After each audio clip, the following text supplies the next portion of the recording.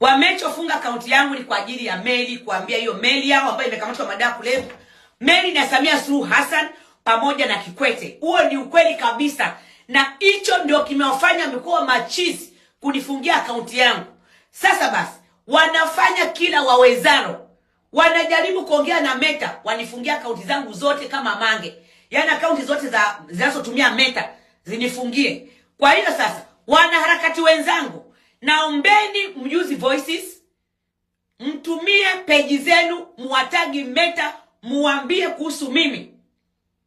Napigania taifa kama nyinyi mnapopigania taifa.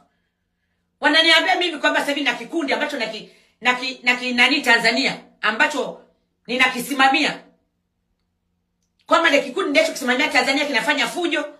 Meta walifungia akaunti zangu zote kama mange. Ngojeni niwaambie, Meta sio wajinga. Nawaambia kabisa Samia, acheni kuuza madawa ya kulevya. Meli hiyo imekamatwa. Na ni ya kwako. Na ile meli ni ya kwako na Kikwete. Na ingekuwa mna akili timamu, mara ngapi nimemwambia huyo nani Mzenji? Mzenji nimemwambia ngapa leo simamia madawa ya kulevya.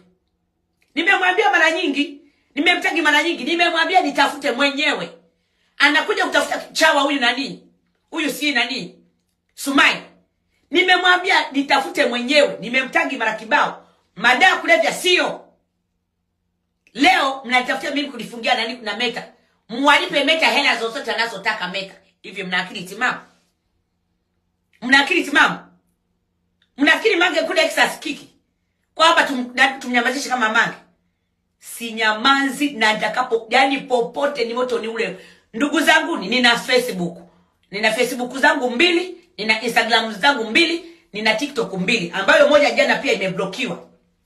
Wakati nimepanda kwa kaka Nuruvazi. Kwa hiyo ndugu zanguni, endeleeni kunipost na mwatagi Meta, muambie kwamba hii ni dhahabu ya Tanzania. Isiblokiwe Instagram.